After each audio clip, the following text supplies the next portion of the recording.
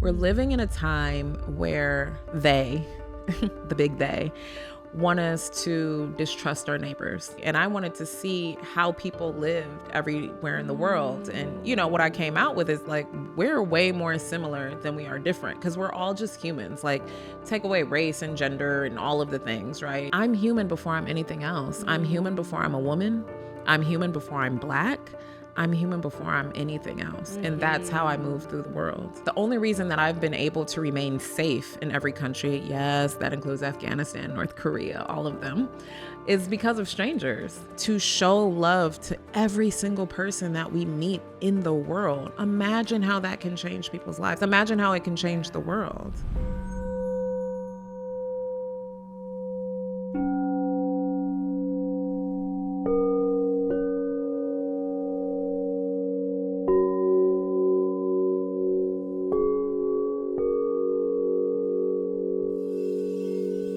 Welcome to Deeply Well, a soft place to land on your journey. A podcast for those that are curious, creative, and ready to expand in higher consciousness and self-care. This is where we heal. This is where we transcend. Welcome back to the show. I am Devi Brown. Today's episode, we are going into uncharted territory, and I cannot wait. We haven't yet had a chance on this show to really explore the question of what does it mean to see the world? What does it mean to experience the world? Culturally, as a species, we are more open, aware, and awakened to how vast this planet is and how different it is. And yet, so many of us still stay inside of tight constraints or wrestle with fears about exploration and adventure or giving ourselves access to true freedom. And in this episode, we get to explore all of that. Today's special guest is someone that I have been waiting to have on this show. I got a copy of her book, and it is one of my son's favorite things ever since I have. He is always opening it, looking at the picture. Where is this? But where in that country is this? Asking questions, and it's really brought him to life with so much curiosity. So I am just so excited to have this special guest today. Jessica Nabongo is on the show. Jessica Nabongo is a global citizen, a master storyteller, and travel expert who is the first Black woman to have traveled to every country in the world. Named one of the 50 most notable people in travel by Travel and Leisure, Jessica uses her platforms to educate and inspire others to experience the world around them and build a global community, with an emphasis on bringing untold stories to the world. Her first book, The Catch Me If You Can, One Woman's Journey to Every Country in the World, published by National Geographic, was an instant bestseller. A first-generation American, Jessica was born and raised in Detroit by Ugandan parents. She attended St. John's University in New York, where she earned a degree in English literature, later completing a graduate degree at the London School of Economics. She is also the founder of the lifestyle brand The Catch. When she's not on a plane, she is home tending to her plants in Detroit and LA. Welcome to the show, Jessica. Hello, thank you for having me. I'm so happy to be here. I am so happy to have you. And I think the first question I need to ask you is, how many countries have you been to this month? Where have you traveled in just the last few weeks? I was in Guyana in South America, and then Trinidad, and I was in Tobago as well. Grenada for like 10 hours, which was crazy, and Barbados. Yeah, that was. We are halfway through the month. Yeah. I think I've taken 10 flights this month so far. Wow. And how long has this been your life? Ooh, that's a good question. I mean, so I've been traveling internationally with my family since I was 4, but, you know, over 70 flights a year, probably like the last 15 years. Wow. Yeah, it's been a lot. Oh my God. It's been a lot.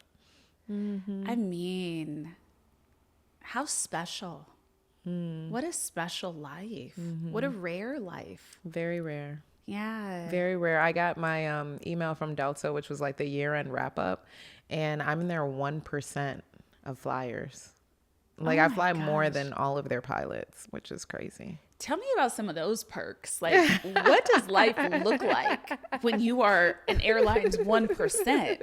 It's good. It's funny because just coming down from San Francisco, I had the same flight crew that flew in from Detroit to SF. And so I get on the plane, I was like, hey, I know you guys. And they were like, it's you. And so then, like when I see like staff that I've seen before, it's so cool because it's pretty rare. No matter how much I fly, it's very rare to see the same flight attendant. So it actually feels like family. Yeah. And when I landed in LA, the Delta like VIP woman, she wasn't there for me, but she was outside of the door of the plane and she's like, where have you been? And I was like, oh, well, actually I moved. And it was just good to see her because it's just these familiar faces that I would see like once a week being at the airport all the time. So it feels good. It's comfortable. We always love being number one on the upgrade list. Listen, one thing I want is some perks. Yeah, Give me it's a sprinkle good. of special. Right. And sometimes they give me like little notes, which is very cute as well. So, yeah. I remember recently, I forget where I was. I think I was flying in New York, and you know how they have like their commercials, like, and please do the da-da-da. And the man in the commercial was my flight attendant. Oh, that's so on cool. that flight. So I literally kept looking at the screen and looking at him, looking at the screen, looking at him, like, what? That's and cool. It felt so special because, as much as I think in no way, shape, or form am I as traveled as you, my dear. But, I fly a few times a month for work, and I always expect to run into people at the airport. I never have.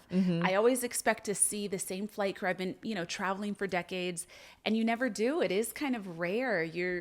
Those airports are it's just such a transient experience. It feels otherworldly sometimes. And it's interesting because this week was quite kismet. I was very exhausted, as you can imagine. I got back from Barbados at like 3 a.m. Friday morning, and I was on a flight to SF by like 4 p.m. on Saturday. So it was a lot, right? And I'm super exhausted. That flight Monday from San Francisco to LA, ran into my friend Jadena. Like, he was sitting in my row. I was like, how is this happening? The flight attendants, the woman who works for Delta here. And then in the airport, I saw another friend, Kid Fury, who many people probably know. And it felt so kismet. I was like, okay, I'm supposed to be here. Despite the exhaustion and everything. It's like that nod, that I call it winks from the universe, that I'm exactly where I'm supposed to be. Yeah, absolutely. So when you first set out on this journey, right? Like when you first approached, well, actually my question would be, how did you decide that you would visit every country in the world? And when did the vision come to you, or the call?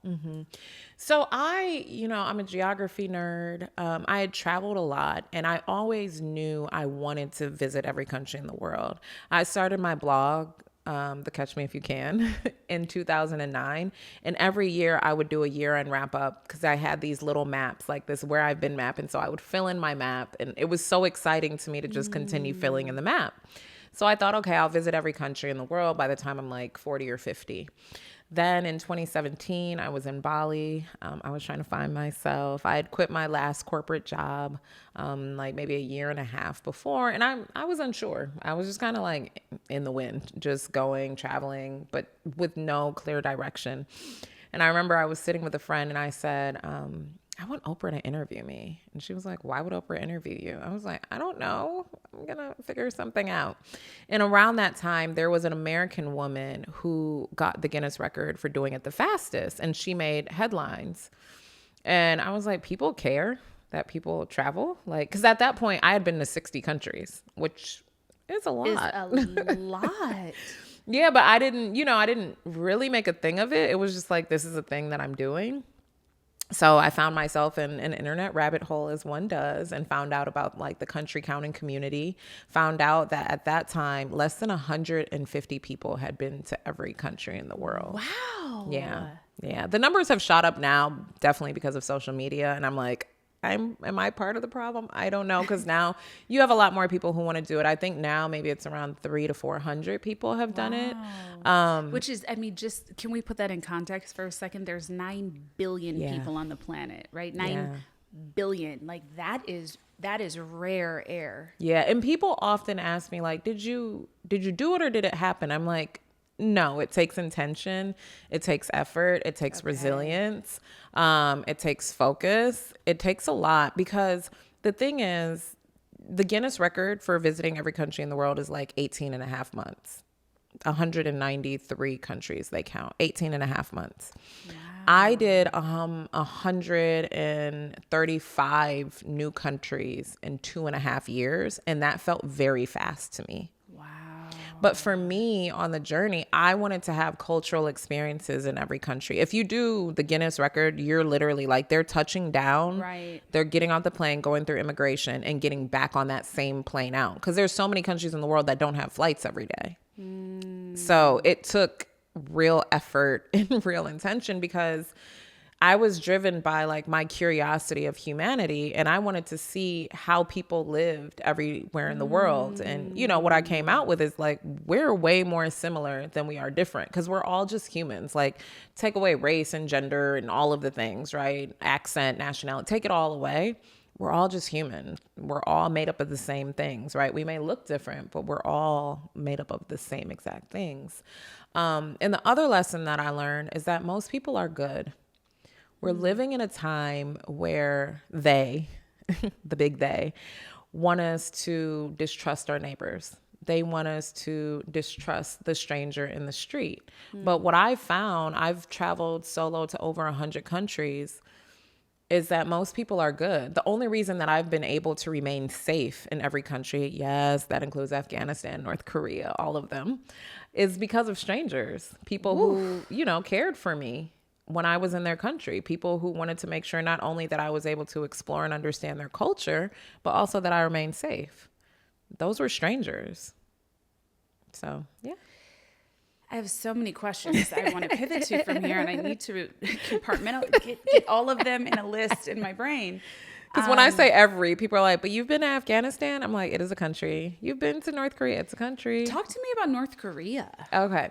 So North Korea actually, it doesn't feel like what people think it would. That's Turkmenistan, which is that creepy... Not creepy. I don't want to say creepy. Eerie. Eerie. Yeah, Eerie's a good one. Eerie. Turkmenistan has that eerie feeling of, I'm being watched. Where are all of the people? Why are these wide streets so empty? Yeah. Turkmenistan felt like that. North Korea felt relatively normal, and that's what I found the most fascinating. Like, there aren't advertisements, which seems like not special in any way, but if you go out of your home, you realize there's adverts everywhere around us, like constantly being influenced. Exactly. Billboards, and it's a lot of stimuli. Yeah. There, you don't have that. But what I found, like the normal side of things, is like you saw couples in the parks holding hands. You saw people taking like wedding pictures in front of national monuments. We went to the grocery store. There were just people there. We ended up going to a bar one night, and, you know, we went to the subway, and people are just living their life. Now, of course, like only certain people have access to live in Pyongyang, the capital, but the people living there have pretty, what I would consider to be a regular life, like I've seen in every other country in the world. Everyone was just kind of speaking freely and having emotions and having experiences. Yeah. They're just being humans. Mm-hmm. This is I mean, this is After this show, I have questions, because like a couple years ago, well, many years ago, I just was on a deep dive, and I was taking in so much information about North Korea. So this is just wow. Yeah. And the thing is, I don't do a ton of research before I go places. So like I have a pretty solid level of understanding of most of the world. I went to London School of Economics. I studied international development. So it was like a global political and economic history of the world. So I have some knowledge of every country, but I never did like deep research. I was kind of like, I wanted to go in led by curiosity. So I didn't go in to confirm what I thought I knew. I went in to ask questions and to listen and to learn. Yeah, that's super powerful. What a beautiful way to see the world.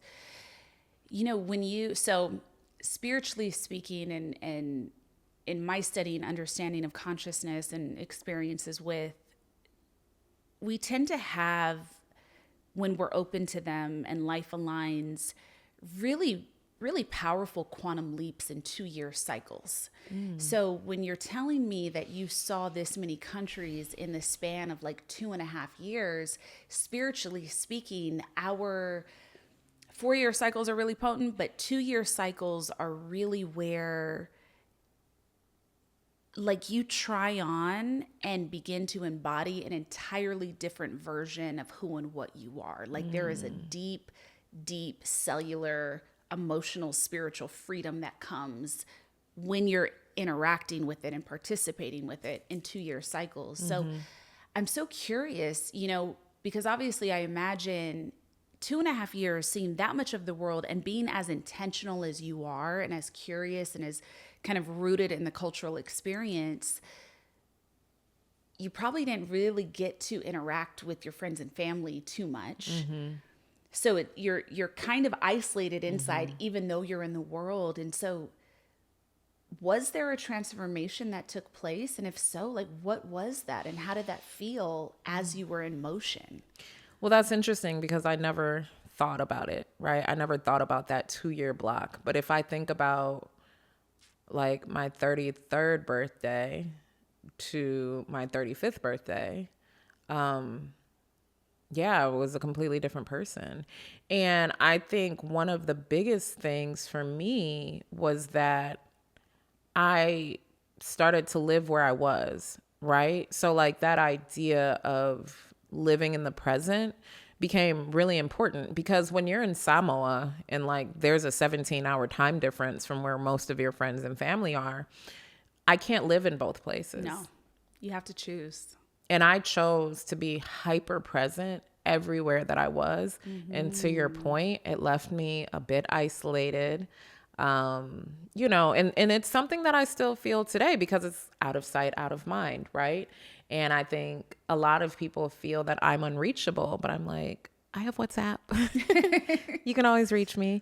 But I think, I think there was a spiritual elevation that took me out of my home connections, but put me into connection with the world in a way that very few people that I meet are, even people who've been to every country in the world. I think I've had incredibly different and unique and deep experiences because I was intentional, because I see everyone as human. I don't care if you're Black or white or Asian or whatever.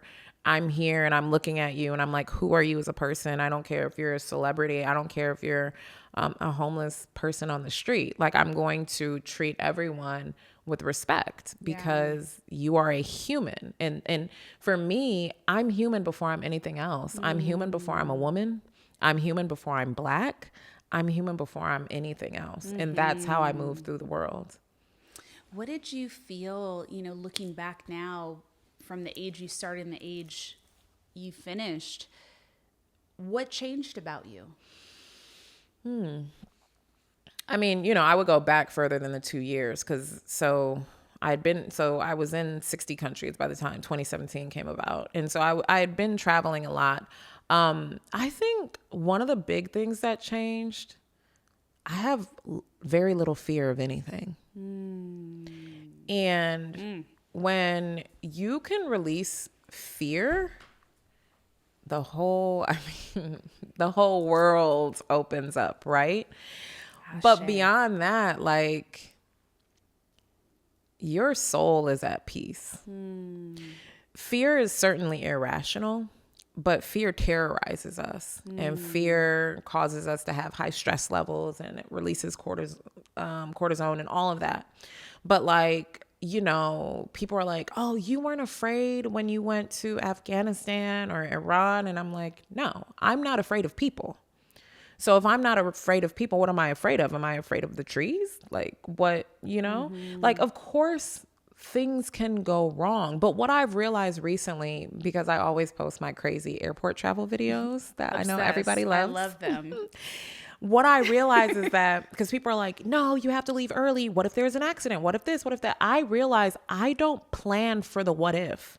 I don't plan expecting for things to go wrong. I always expect everything to go right. And I Yeah. expect the world to open up for me. If there's traffic, I expect there to just be a lane and there's no cars. And it's just like, oh, me and my Uber are going to go in that lane. That's what I go out Yeah. expecting. So no, there's not like accidents on my way to the airport. And, no, I don't miss bag drop because I don't expect that to me. So I'm not magnetizing Yeah. it to me.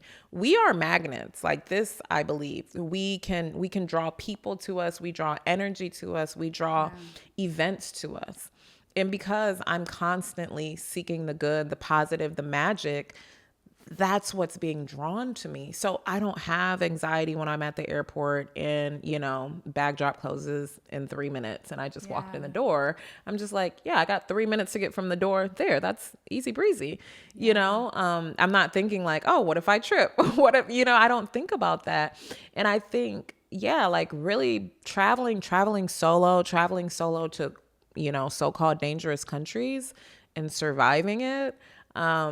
It's allowed me to release so much fear that I have in my life.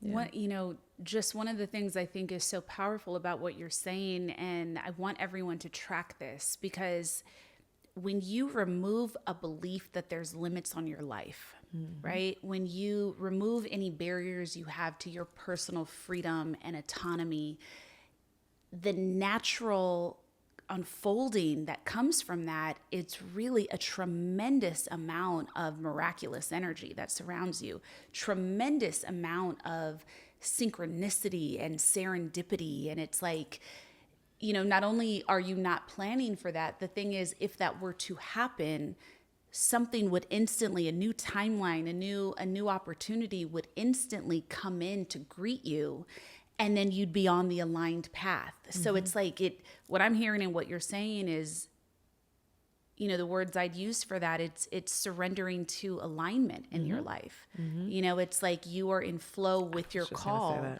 and with your movement. And so all of the universe conspires for all of us when we tap into our freedom, when that's the case, when we do believe that like there's no limits on my life, there's nowhere I need to be afraid.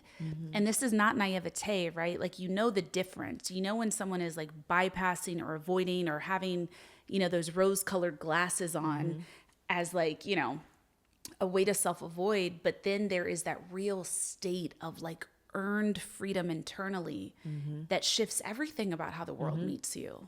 It shifts everything, and it gives you a lightness. Yeah. Right. Like I know a lot of people are suffering from anxiety. I think a lot of that has kicked up because of our habits with like social media, just overexposure to other people's lives that we do not need. But when Too much. it's too much. But when you can release that, it's just, I can't even express truly like the lightness of being that it is. Yeah. Like people see me, I always think about the airport thing because so many people are like, you are giving me a panic attack. And I'm like, wow, I feel nothing. Like I'm moving, I'm breathing fine. I'm like, I'm chilling. Like, you know what I mean? So it's a freedom that I really hope everyone finds. Yeah. Yeah. I want to talk about, one of the things when I think about we're friends, and when I think about the themes of our conversations, they tend to really rest. And it was funny because I asked you for some keywords earlier. Our conversations actually rest in these keywords: freedom, grief, love. And through traveling the world, my God, the many faceted ways that one can be brought to deeper understanding of all those three things. What has traveling the world taught you about love?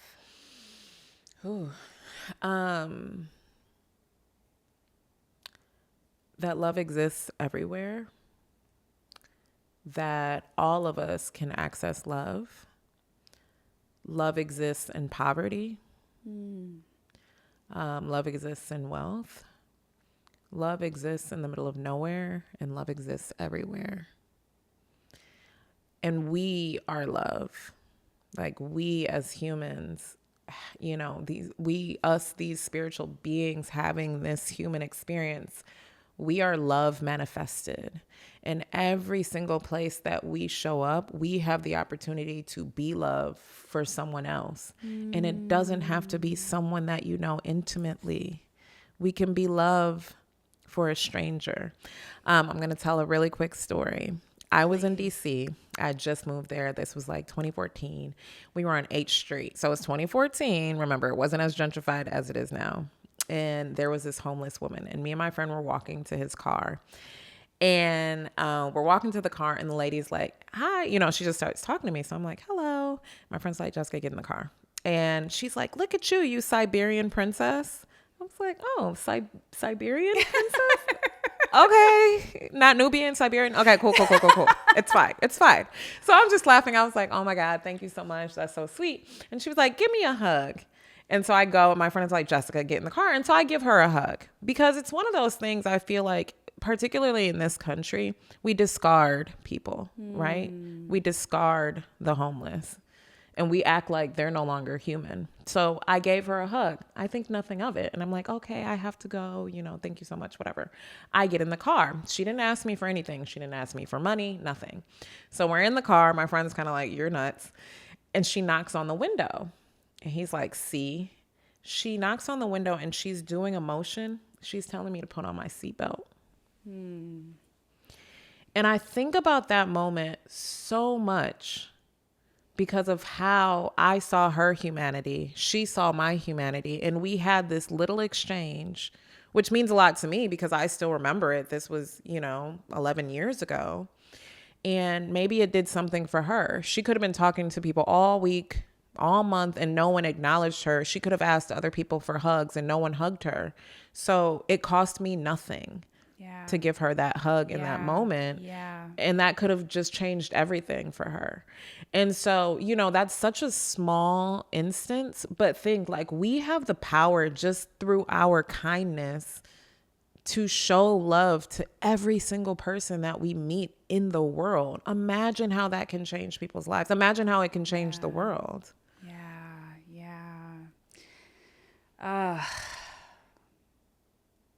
And it's like, I always think that moments like that are really our tests.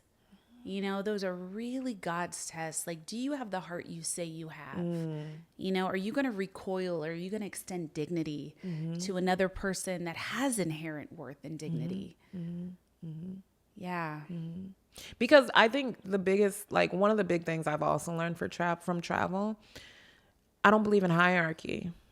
I don't care who you are, what you are, degrees, how many followers, fame, whatever. Right. We're all just human. And we should treat each other that way. And it's all fleeting. It's all fleeting. And I believe in multiple lifetimes. Oh, yeah. And let me tell you you're something. with the right audience. Okay, because I'm like, you don't want to be in that next life like, ooh, what happened here? Yeah. So it's like, be careful. Karma is, and it's so interesting. It's like, karma in the lens of multiple lifetimes, which would be that every lifetime you're working on the unfinished business from the others. But like karma in every moment, because karma, a Sanskrit word, all it actually means is action.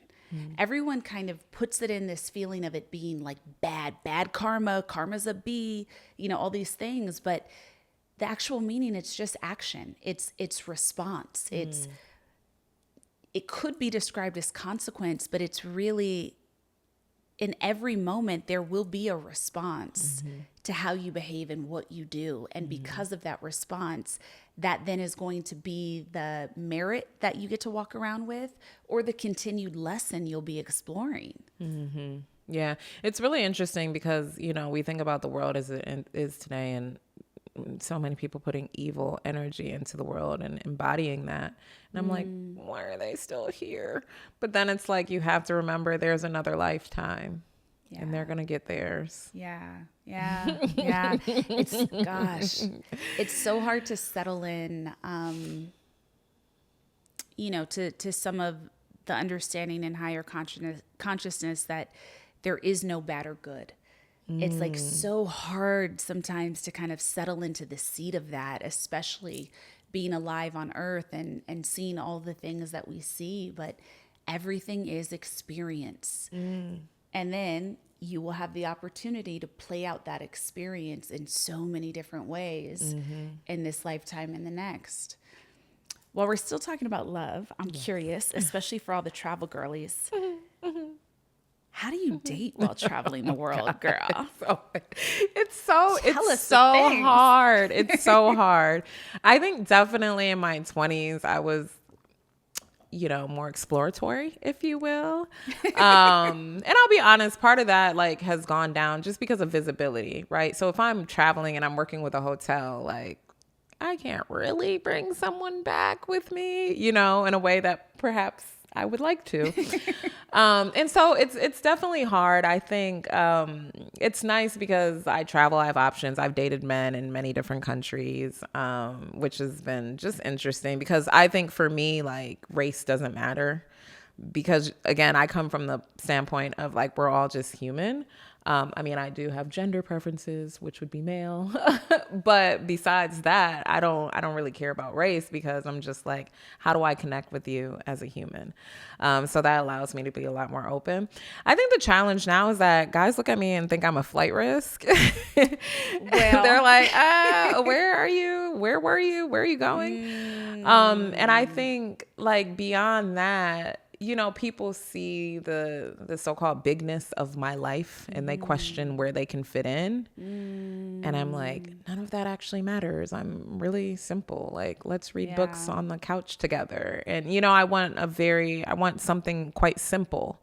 And I think a lot of people don't believe that. I remember I was on a date with this guy I'd been seeing for a little bit and he was like, what do you want to be when you grow up? And I was like, a housewife. And he was like, what? Because a lot of people think I'm super ambitious and like I want to do all of these things. And I'm like, no, my success is like a product of me being single, quite frankly. Which on the one hand, like I wouldn't have gone to every country in the world, right? If I had a partner, I would imagine it would have like stifled me in ways. But I'm like, okay, I'm done with that assignment. Bring me my man. So yeah, it can be challenging. I won't lie. It's challenging. And then also men think that I have boyfriends all over the world. And I'm like, where are they? The phone is dry. Where are they at? I don't believe that, but we could say that for the podcast. But so I find that women who have rare lives, right, who are meant to kind of teach with their life or all of their life is their life's work, which I see in you, which I find for myself, love unfolds so much differently because we have a lot of like research years and a lot of observation and curiosity years that I like to call being in practice with love, right? Because you are meant, and this is how your life is unfolded, to experience so much in this limited time that we're alive. So that more than likely means in every facet, right? Not just every country, but you're getting a real understanding of humanity in love and the masculine of men in love, and not just men from the standpoint of like, got a man, but like the male species, like really understanding the way they love, the way they think, the way they move throughout cultures. So it's really fascinating. So it makes sense that you might have years that you are in more practice and observation, What would you say, as a woman that has seen so much and done so much, what would your type be? Oh, that's interesting. I don't think there's a specific type. I think there's characteristics. Yes. Someone curious. Someone who's curious about the world, intellectually curious, someone with hobbies, someone who's kind, respectful, thoughtful, loving, romantic, funny. I think thoughtful is the thing that I keep coming back to. Like thoughtfulness is such a skill. It doesn't actually require much, but it requires intention. And I want to be with someone who is so intentional about loving me who can like cut through the noise, ignore the noise, and just like focus on me and you, right? Like I really just want someone to do the rest of this life with, and someone who, comes in with a lightness, right? Like you can't come in with a heaviness and bring that into my life. I'm like, I feel like I live a very light life, and I want to continue that with someone that I can love. Yeah, I love that. I love that. I think like the older I get, and the more I understand about myself, my list is so much shorter, but it is deeper. It's deeper. Yeah. It used to be like, he has to be taller than 6 foot. He has to make this much money. Right, Da, da, da, right. da. But yeah. And now I'm like, does he live with honor? Does he have integrity? Does he have values?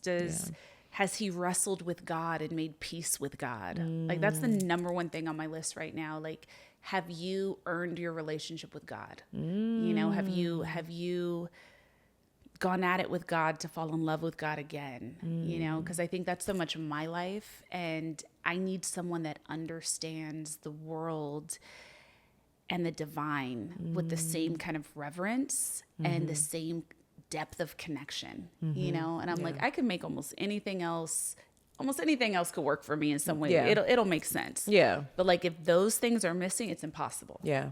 It's impossible. Yeah. What does the word grief mean to you? And how does it occupy space in your life? We are in a time of really understanding grief and grieving. I think grief is like a big part of my life's work, and it's a lot of the focus of my book, Living in Wisdom, April 22nd. Yes. But just about that dance, because all of life is dancing between grief and joy, all of it, every second. Yeah, I feel like my real relationship with grief started only in 2022, which is interesting because my father was murdered in 2003, 2 days after my 19th birthday. And I, through therapy, through reading, through so many things, through just like analysis of self, what I realized is it was 2 days after my 19th birthday. I never thought of myself as a child at that point, but now I realize I was. And there was a fundamental shift in my personality. And that's when I became sort of who I am today, the person that's very resilient, because I have 2 older sisters. They were emotional wrecks, like useless. My mother was in Uganda at the time because her mother had a stroke. And I had to call her and tell her that my father had been murdered. The only man she's ever dated and loved had been murdered. And, she ended up coming back 17 days later. Her mother died. But now she was in Detroit, right? Oh, my God. And I was the one doing everything. I was planning the funeral. I was booking the flights. I was doing all the logistics because something in me shut off the emotional part of me and turned on like problem solving. And I remained that way until 2022. March 30th, 2022, my very dear friend, AJ Crimson, died. And he drowned on vacation in Bonaire. And that cracked me open. Oh, my God. In a way that I never could have imagined. And so I never dealt with the grief of my father. And now I've been dealing with the grief of my father for several years. But like post, it was almost 20 years before I started dealing with it. And now I'm sitting in it constantly. And what I find is that my relationship with grief is that I want to help other people when they're grieving. I have another friend whose father passed suddenly December 2022. And I showed up for her in a way that I wish somebody would have for me. And so now I feel like I have the tools that I can hand to other people when they're dealing with their grief, and help people acknowledge it and help people sit with it, right? We have to sit with grief. And grief is a human emotion that we will all feel, but we don't experience it in community, and we need to. We need to give space to each other. Even if, like, I have a very good friend of mine, Wes, I remember when I was dealing with AJ's death, he would just sit on the phone with me and I would just cry. And that meant so much. You know, it's a simple act. But a lot of people, we run. Like, I have a friend who lost a child like 2 days before her due date. And I remember running away because I was just like, oh, this is too much. I don't know what to do. And I did nothing. She needed friendship. And I ran away because I was like, oh, this is too heavy. So we have to get past ourselves to be able to be in community with other people when they're in grief. And so, you know, it feels heavy sometimes, but also to be able to grieve means that you've loved. And the harder you grieve, the more deeply you loved. And I think that's such a beautiful thing. Yeah. Yeah. What are some ways that people can grieve better or help another in grief? I think that is a big struggle for so many people. One, you know, just we never know where anyone is at emotionally, right? And what they're suppressing. And, you know, sometimes I think for so many of us, when hard experiences come, we can be surprised at, quote unquote, who isn't there for us, right? But everyone has process, you know, and everyone has their limits. And so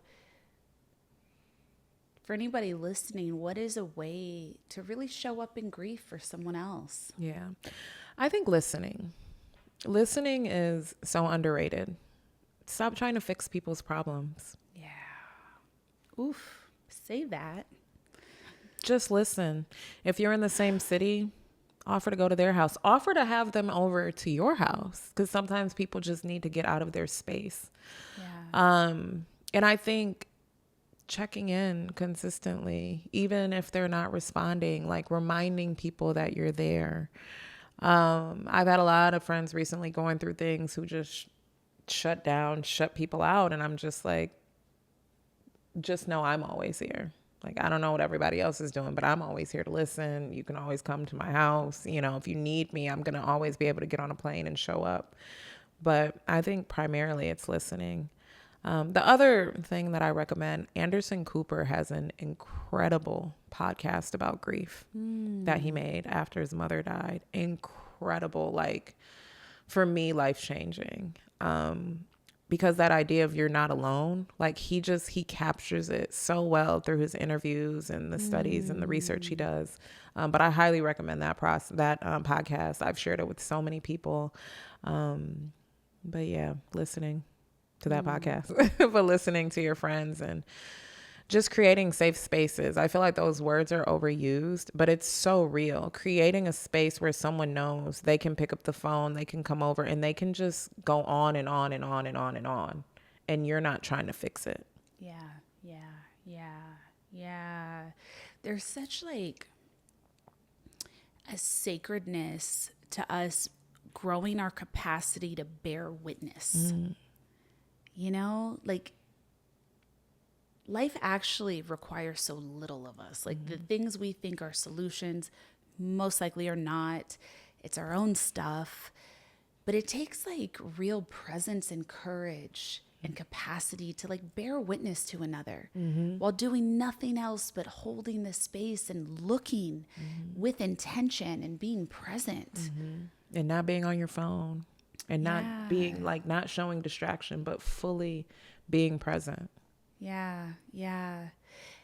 With your schedule and with your, you know, adventure and exploration, how do you make time or space for grief in your life now? The thing is, grief comes and it will take the space, you know? So, and I honor it. If I wake up in the middle of the night and I'm sobbing, I honor that and I lean in and I might play a sad song, you know, just to like help it get out and move through me. You know, I've been on a meditation journey. Today was day 50. What? Yes, day 50. Congratulations. Thank you. And like creating that space in the morning to Yeah. just, clear my head, acknowledge everything. It makes me create space throughout the day as well. And so I just think when grief comes tapping me on my shoulder, I'm like, hello. Okay, let's sit together. Let's have a hang. Yeah. And I think because of that, it moves in and out. It's a journey. It's like, it's never going to be over. But I also think, in the beginning, typically it's quite debilitating. And I was debilitated, and, that my book was coming out 3 months after that. And I struggled. I really, really struggled that whole time. Wow. But I also I realized I was pretty useless. So I remember I had to record my audiobook at that time, and I was in the depths of grieving. I remember one time in the studio, I told the engineer, I was like, I'm sorry. And I just I need a moment. And I just laid on the floor in the booth. And I was just like, I can't push through. Yeah. That was the thing. We're always like, push through, push. I'm like, I can't. I don't want to, Yeah. So I cancel things quite often. Because at the end of the day, I am primary, right? Me. Yes. My wellness is primary. Yes. It's not an interview. It's not a job opportunity. Nope. It is nothing else. It is me. It is the people that I love that come first and foremost. So I'm always happy to cancel because I'm primary. I'm not a medical doctor. There are no emergencies here. Everything can happen at another time. And if it's supposed to, it will. And if it's not, that's fine too. But that's kind of how I move now. Yes. Yes. Yes. Let that give permission to everyone who needs it. Yeah, grief is it's a lifelong exploration, It really is. This past January, I realized it was the 21st anniversary of one of my best friends being murdered. And I found I cry no matter what. I probably cry once a week about this easily, and it's been 21 years, like easily once a week, if not more. But definitely around that time of his death anniversary, his birthday. And this year was the first time that I found myself like, I cried so hard that it made me laugh. Like I cried so hard that it made me laugh and call out to him and be like, your ass got me crying this hard 21 years later. And then I just started laughing at kind of the beauty of that, of something that could mean so much, no matter how brief it was, right? He's been gone much longer than I knew him. But how special to have a bond that strong, even in death, right? Like to feel that connection so strong and tethered to you and your emotion. And you're in two different planes. You're occupying two different spaces. It's quite beautiful. It really is. It's quite powerful. And I believe those bonds, I'm like, I know I'll see you again. Yeah. And I know we'll be in the same space again. It will look different, but I'm like, I know we'll be in the same space at the same time again. Yeah. That's so, oof. Thank you.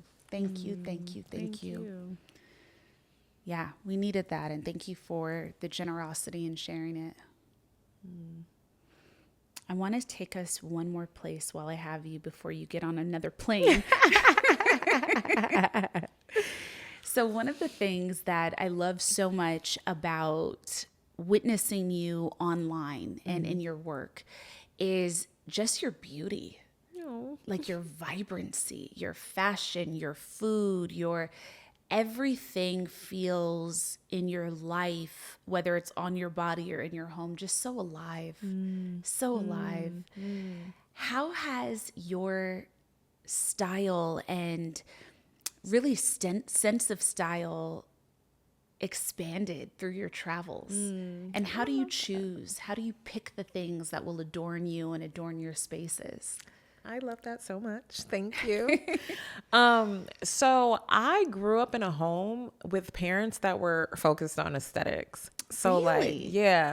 So like my mom and dad dressed down. Like I used to remember they would always go to parties or they would host parties at our home and they were always dressed. Like I wear some of my mom's old dresses sometimes because they're just so beautiful and timeless. And, when we were little, she used to dress us up, the pigtails, the lacy dresses and all of it. Those socks, the socks with the ruffles, frills, Lord. with the little frillies.